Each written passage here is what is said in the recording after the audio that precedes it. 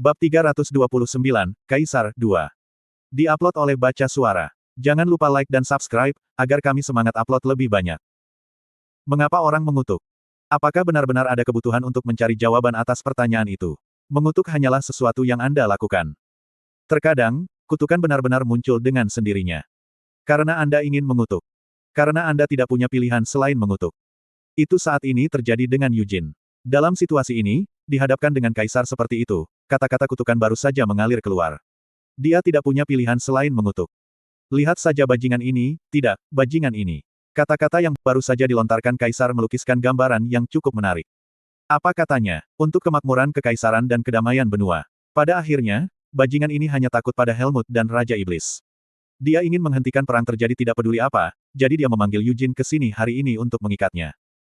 Bahkan, jika Anda melihatnya dari sudut pandang yang berbeda, kata-kata kaisar memang tampak masuk akal. Helmut adalah kerajaan yang sangat besar, dan tidak hanya ada ancaman Raja Iblis penahanan, bahkan ada Raja Iblis penghancur berdiri di belakangnya. Jika semua bangsa di benua itu, baik manusia dan semua ras lain, bergabung, mereka mungkin hampir tidak bisa berdiri di tanah mereka dalam perang melawan Helmut. Tidak, jika kedua Raja Iblis membuat penampilan pribadi di garis depan, perang mungkin akan berakhir sepihak mengalir menguntungkan mereka. Namun, Strauss hanya bisa mengucapkan kata-kata semacam itu karena dia adalah seorang kaisar yang hidup di era damai. Hanya dengan cara itu dia bisa benar-benar memiliki pikiran naif seperti itu. Namun, Eugene bukanlah seseorang dari era ini. Eugene dapat mengakui bahwa cara berpikirnya masih terikat kembali ke masa lalunya, dari 300 tahun yang lalu, selama era perang. Terlepas dari apa yang orang lain pikirkan tentang dia, Eugene benar-benar seorang Vogel tua. Biarkan aku memberitahumu bagaimana keadaanku di hariku, bajingan, Eugene mengutuk sambil mengirim kursinya berputar dengan tendangan. Dunia adalah tempat yang sangat kacau. Demon Fog, binatang iblis, dan penyihir hitam bangun untuk segala macam kotoran di semua tempat. Sementara itu, semua pasukan Raja Iblis merangkak turun dari Devil Dome. Kaisar dibiarkan menggenggam kata-kata, wah. Anda bertanya kepada saya, siapa yang menginginkan perang, bukan? Eugene mendengus. Apakah kamu benar-benar berpikir bahwa, saat itu, kita semua ingin perang pecah? Kan, anak-anak pelacur itu, Raja Iblis, adalah orang-orang yang pertama kali menyerang seluruh dunia. Sebagai kaisar sialan, bukankah kamu sudah mempelajari sejarahmu, bajingan? Tidak dapat menemukan apapun untuk dikatakan dalam pembelaannya, kaisar masih mengepakkan bibirnya tanpa suara. Ini tidak bisa dihindari. Strauss telah menjadi anggota keluarga kerajaan sejak dia lahir, dan itu juga, dia dilahirkan sebagai putra mahkota, garis pertama untuk suksesi. Karena dia memiliki identitas seperti itu, dia hampir tidak pernah mendengar kata-kata kasar sepanjang hidupnya, dan dengan cara yang sama, dia adalah seseorang yang tidak pernah sekalipun merendahkan dirinya untuk menggunakan bahasa kotor, juga tidak pernah merasa perlu. Tapi bagaimana dengan Hamel? Tumbuh di sebuah desa pedesaan di Bunis, dia menjadi akrab dengan kata-kata umpatan sejak usia muda. Setelah menjadi pemimpin geng anak-anak desa mereka sejak usia sangat muda, dia praktis hidup dengan kata-kata umpatan yang menempel di bibirnya. Kemudian, setelah menjadi tentara bayaran, setiap kata lain yang keluar dari mulutnya praktis adalah kutukan, satu. Setelah menjadi kawan dengan Vermouth, Anise telah bekerja untuk memperbaiki sopan santunnya bahkan ketika itu diperlukan menendang pantatnya untuk melakukannya, tetapi orang-orang, secara alami, tidak begitu mudah untuk berubah. Satu-satunya efek dari upaya Anise adalah dia mengutuk agak kurang dari sebelumnya. Bahkan sekarang, setelah mati sebagai Hamel dan bereinkarnasi sebagai Eugene, dia masih terbiasa mengutuk seperti biasanya. Eugene terus berbicara, setelah menerima serangan seperti itu, orang-orang pada zaman itu dipaksa untuk mengumpulkan kekuatan mereka bersama untuk melawan. Adapun perdamaian saat ini juga sesuatu yang hanya diperoleh karena orang-orang di masa lalu menumpahkan darah mereka menggantikan Anda.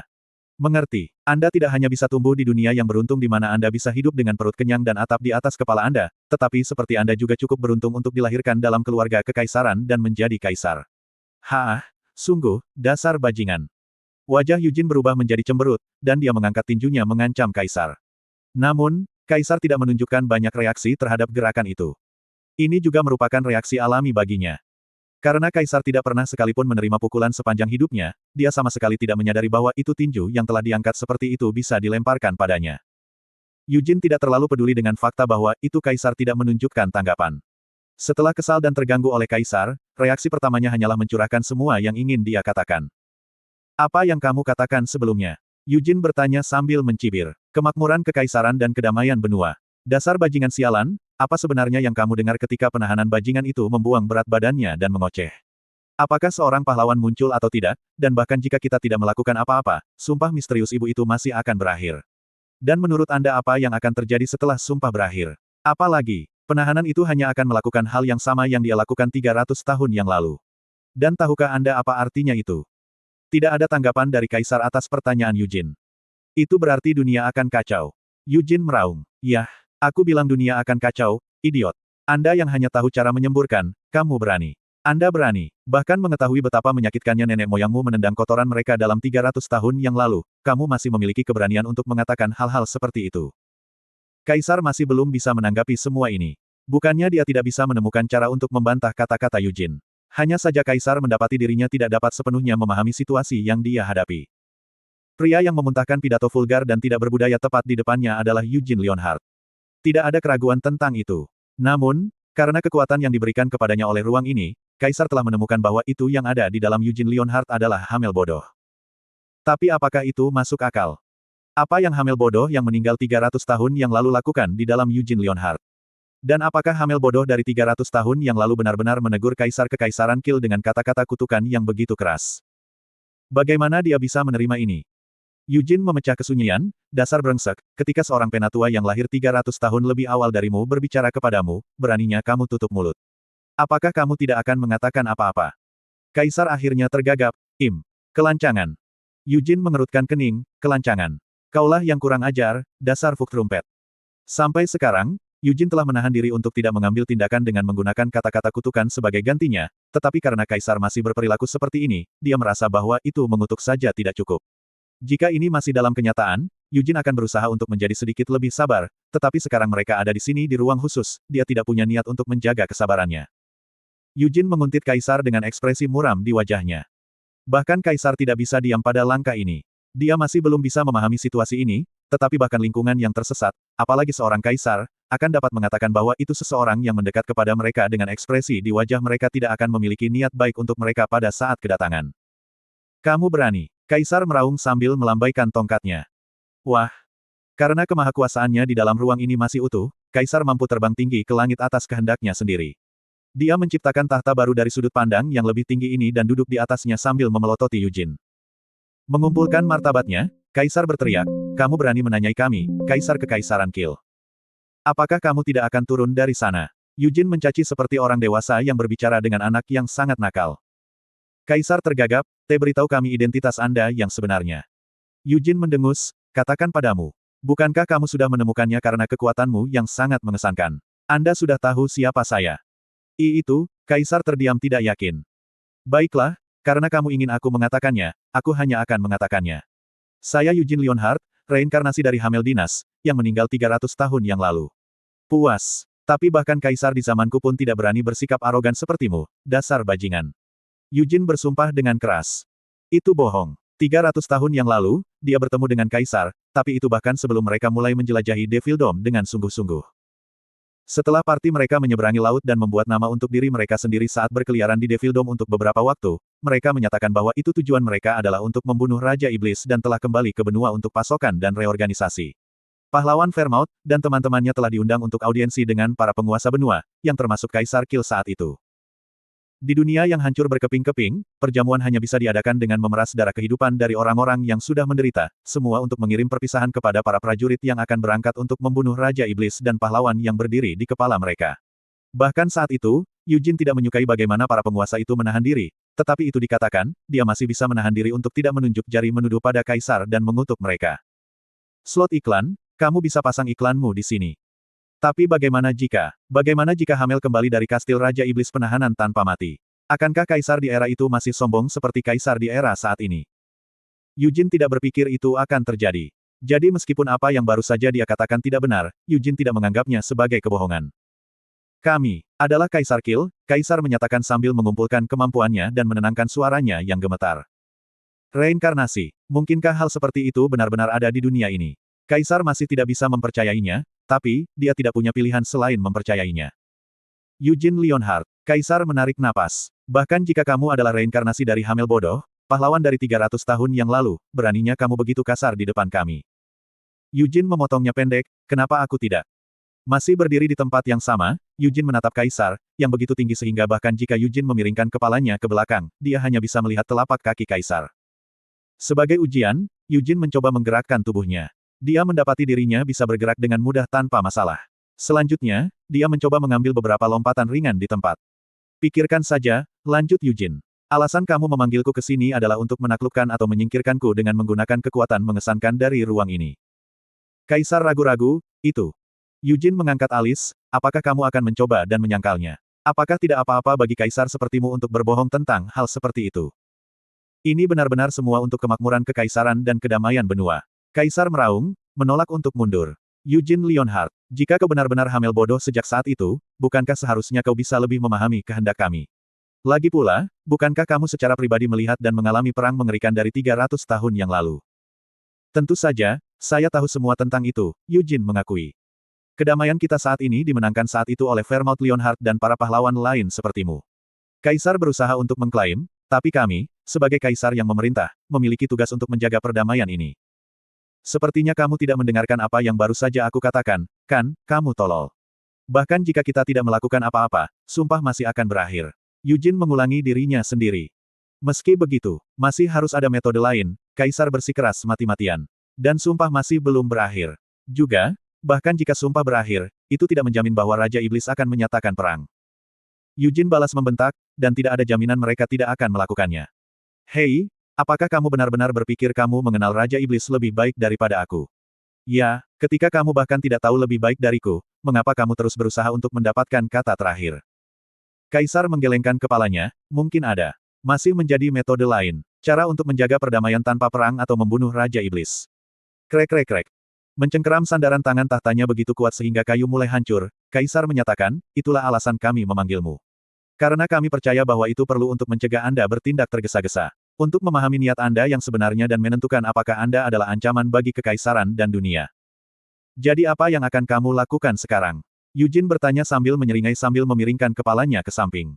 Kamu sudah mencobanya, bukan? Kekuatan yang telah Anda berikan di dalam ruang ini tidak dapat melakukan apapun untuk mengancam saya. Jangan meremehkan kekuatan kami. Kaisar memperingatkan. Eugene mencibir, aku mungkin akan berguling sambil tertawa. Jika ada yang melihatmu sekarang, mereka mungkin berpikir bahwa itu kaulah yang menciptakan kekuatan tempat ini. Tapi Vermouth adalah orang yang memberikan ini padamu, bukan? Tanpa mengatakan apapun sebagai tanggapan, Kaisar tiba-tiba mengangkat tongkatnya. Fofofum. Ruang mulai bergetar sekali lagi. Pedang kolosal tiba-tiba muncul tinggi di langit di atas tempat Kaisar duduk. Eugene Leonhardt, tidak. Kaisar mengoreksi dirinya sendiri. Hamil yang bodoh, keberadaanmu merupakan ancaman besar bagi kekaisaran dan dunia. Dengan demikian, kami akan mengatur hukuman Anda di sini dan sekarang. Eugene mendengus, anggap saja kamu melakukan apapun yang kamu pikirkan, dasar bodoh. Apa yang akan kamu lakukan tentang Sienna, yang tidak kamu telepon ke sini hari ini? Kaisar terbata-bata, itu. Eugene bertanya, kamu harus tahu sekarang aku sebenarnya bukan hanya pewaris Sienna. Jadi menurutmu apa yang akan terjadi jika aku tidak kembali dari istana kekaisaran? Sienna secara alami akan datang mencariku, bukan? Mata Kaisar mulai goyah. Seperti yang baru saja dikatakan Eugene, bahkan jika mungkin untuk menaklukkan atau membunuh Eugene, keberadaan Sienna yang bijaksana masih tetap menjadi ancaman besar. Jika mereka bisa membawanya ke ruangan ini, mungkin ada beberapa cara untuk menghadapinya, tapi... Apakah mungkin untuk mengadakan percakapan dengan Arquaizat yang sangat marah karena ahli warisnya? Tidak, teman lamanya mengalami semacam masalah di istana. Namun, yang sedang berkata, Kaisar masih tidak bisa mundur dari posisinya. Eugene Leonhardt berbahaya. Hanya dari fakta bahwa itu dia adalah pahlawan, dia membahayakan kedamaian mereka saat ini, tetapi pengetahuan bahwa itu identitas aslinya adalah hantu tua dari 300 tahun di masa lalu membuatnya semakin menjadi ancaman. Kaisar entah bagaimana harus mengikatnya di sini dan sekarang. Apakah kamu benar-benar berpikir kamu melakukan hal yang benar di sini? Eugene bertanya sambil mendengus. Sienna masih hidup, begitu juga Molon. Ada saya juga. Benua ini dalam kondisi yang jauh lebih baik daripada 300 tahun yang lalu. Raja Iblis Penahanan dan Demon Fog mungkin juga menjadi jauh lebih kuat, tapi kita masih belum berada pada posisi yang sangat tidak menguntungkan seperti kita 300 tahun yang lalu. Kaisar diam-diam mempertimbangkan ini. Kamu mengatakan bahwa aku, sebagai pahlawan, adalah ancaman bagi dunia, tetapi apakah itu benar-benar masalahnya? Eugene bertanya dengan skeptis. Sebaliknya, bukankah keberadaanku adalah polis asuransi yang diberlakukan kalau dunia benar-benar akan kacau? Kaisar Stroud yang kedua bukanlah orang idiot. Dia mungkin memiliki keserakahan dan keberatan sendiri terhadap klan Leonhardt, tetapi bahkan dia menyadari ada alasan untuk memikirkan kembali tindakannya sebelumnya. Haruskah dia benar-benar membunuh Eugene Leonhardt, sang pahlawan? Bukannya dia tidak memikirkan sebelumnya untuk membuat pilihan seperti itu. Namun, seperti yang baru saja dikatakan Eugene, Kaisar merasa bahwa itu keberadaan pahlawan mungkin benar-benar dibutuhkan. Hanya saja saat ini, dalam periode ini ketika sumpah belum berjalan, Kaisar percaya bahwa itu perlu untuk menjaga perdamaian dengan menahan pahlawan muda dari mengamuk karena berdarah panas dan terlibat konflik dengan Helmut dan Raja Iblis. Lagi pula, bukankah sudah ada presiden untuk melakukannya? Jika Yujin tidak mengangkat jari tengahnya ke Raja Iblis penahanan selama Night March, atau jika dia tidak memutuskan untuk menyerang Blade of Incarceration ketika yang terakhir mencoba untuk mundur, maka Kaisar tidak akan merasa perlu untuk menggunakan metode ekstrim seperti itu untuk menempatkan Yujin di tempatnya. Aku masih menganggapmu sangat berbahaya, Kaisar akhirnya berkata sambil menghela nafas panjang sambil melambaikan tongkatnya. Pada gerakan ini, pedang yang melayang di langit menghilang tanpa jejak. Ketika kau sudah melangkah lebih jauh untuk menjatuhkan kastil naga iblis. Dan Anda bahkan telah membunuh Raizakia, salah satu adipati Helmut, bukan? Jika fakta-fakta ini terungkap, niscaya akan menimbulkan kontroversi. Karena itu rahasia bahwa akulah yang menjatuhkan kastil naga iblis, semuanya akan baik-baik saja, Yujin meyakinkannya. Kaisar mendesis, kamu telah membunuh Duke Raizakia, jadi apakah kamu benar-benar berpikir bahwa tanggung jawabmu atas jatuhnya kastil naga iblis akan tetap menjadi rahasia? Yujin melambaikan kekhawatirannya, hei, aku bilang itu akan baik-baik saja. Semua Demon Folk di Helmut pasti sudah tahu bahwa Raizakia tidak ada di kastil naga iblis pada saat itu. Dan Raja Iblis Penahanan bahkan tidak akan peduli bahwa Raizakia sudah mati. Bagaimana kamu bisa begitu yakin akan hal itu? Apakah Anda benar-benar berpikir Anda memiliki ide yang lebih baik daripada saya tentang apa yang mungkin dipikirkan oleh penahanan itu? Ketika Yujin mengatakannya seperti itu, Kaisar tidak punya pilihan selain tutup mulut. Sejujurnya, Yujin tidak terlalu percaya diri dalam hal ini. Yujin tidak pernah benar-benar menghadapi Raja Iblis Penahanan sendiri, 300 tahun yang lalu, dan meskipun mereka telah bertemu beberapa kali sejak dia bereinkarnasi. Dia bahkan masih tidak bisa menebak pikiran seperti apa yang mungkin mengalir di kepala Raja Iblis Penahanan. Yujin memikirkan sesuatu, dan juga, kamu mungkin berpikir bahwa dunia saat ini sangat damai, jadi kamu mengatakan bahwa kamu memiliki kewajiban untuk melindungi perdamaian, tapi itu sebenarnya tidak benar. Apa maksudmu dengan itu? Kaisar bertanya dengan curiga. Yujin memberitahu Kaisar tentang apa yang hampir terjadi di hutan hujan samar. Dia menceritakan bagaimana Edmond Kodret, salah satu dari 3 penyihir penahanan, telah melakukan ritual jauh di dalam hutan hujan dan hampir menjadi Raja Iblis dengan mengorbankan puluhan ribu orang suku asli. Kaisar tersentak, itu tidak masuk akal. Mengapa saya harus berbohong? Yujin membela diri. Jika kamu tidak percaya padaku, kamu bisa memeriksanya sendiri menggunakan kekuatanmu, bukan? Tapi bukankah Kaisar sudah melakukannya jika dia bisa? Meskipun dia penuh dengan keinginan untuk mengkonfirmasi kebenaran untuk dirinya sendiri, kekuatannya tidak bekerja seperti yang dia inginkan. Sama seperti dalam kasus sebelumnya, Kaisar telah berusaha untuk menyelidiki setiap detail terakhir tentang Yujin, tetapi yang bisa dia temukan dengan kekuatan ruang ini adalah bahwa Yujin juga hamil bodoh. Seperti yang diharapkan, sepertinya mereka tidak berfungsi dengan baik, pikir Yujin ketika dia mengkonfirmasi kecurigaannya melalui reaksi Kaisar. Fairmouth, yang telah menciptakan ruang ini, pasti telah mengaturnya sehingga kekuatan tempat ini tidak akan dapat menimbulkan ancaman bagi Hamel. Karena garis hati singa juga harus terus ada demi reinkarnasi Hamel, pengaturan seperti itu seharusnya tidak hanya berlaku untuk Yujin tetapi juga untuk darah hati singa juga. Yujin mencoba meyakinkan Kaisar sekali lagi, juga, itu tidak seperti aku akan memulai perang segera atau pergi untuk melawan Raja Iblis. Kaisar menatapnya dengan skeptis. Aku sudah bereinkarnasi setelah mati sekali 300 tahun yang lalu, Yujin mengingatkannya. Apakah kamu benar-benar berpikir aku cukup gila untuk menempatkan diriku pada posisi di mana aku pasti akan mati sekali lagi? Aku juga sudah membuat beberapa rencana setelah memikirkan semuanya. Kaisar mempertimbangkan ini, Pikirkan secara rasional, Kaisar Stroud yang kedua, alasan apa kita harus melawan satu sama lain? Secara alami, saya juga ingin dunia ini damai. Bagaimanapun, saya bahkan berjuang dan mati untuk perdamaian itu 300 tahun yang lalu, kata Yujin meyakinkan sambil memberi isyarat agar Kaisar turun. Sulit untuk terus menatapmu seperti ini. Mengapa Anda tidak turun sedikit lebih dekat sehingga kita dapat melakukan percakapan yang mendalam? Itu benar, mari kita coba dan lakukan percakapan jujur yang Anda tuju. Kata-kata Yujin disampaikan dengan nada menenangkan. Sikapnya mungkin tidak sopan, dan nadanya sangat arogan, tapi Kaisar memutuskan untuk mencoba dan memahaminya dengan hati terbuka seperti laut. Bagaimanapun, dia setuju dengan kata-kata Yujin. Perdamaian dunia, betapa indahnya kedua kata itu terdengar. Baiklah, Kaisar setuju dengan anggukan saat dia melambaikan tongkatnya sekali lagi. Singgasananya, yang melayang tinggi di langit, perlahan mulai turun.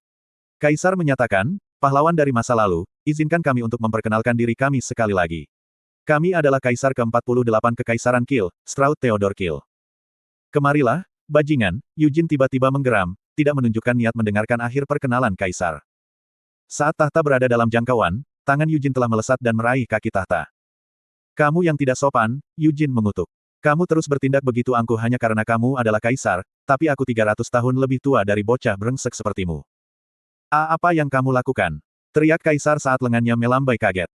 Dia berusaha untuk membuang Yujin dan mengangkat tahta kembali, tetapi itu tidak berhasil seperti yang dia inginkan. Sebaliknya, tahta jatuh ke tanah karena kekuatan tarikan Yujin. Anda bertanya kepada saya apa yang saya lakukan. Anda harus tahu, ini semua demi Anda, kata Yujin. Kaisar panik, apa yang kamu bicarakan? Kamu sangat arogan dan tidak sopan karena kamu tidak pernah menerima pemukulan yang tepat sejak kamu lahir. Tapi ini baik-baik saja. Ini tidak seperti Anda akan terluka dalam kehidupan nyata hanya karena Anda menerima pemukulan di sini. Nah, mata Yujin melebar kegirangan saat dia menarik kaisar ke kerah bajunya. Aku hanya harus memukulmu beberapa kali. Ayunan telapak tangan Yujin yang tiba-tiba menghantam pipi kaisar. Catatan translator. 1. Teks asli Korea menggambarkannya sebagai, hidup dengan kain di mulutnya. Orang Korea menggunakan idiom, memiliki kain di mulut mereka, untuk menggambarkan seseorang yang banyak bersumpah, mirip dengan bagaimana bahasa Inggris menggambarkan orang seperti itu bermulut kotor.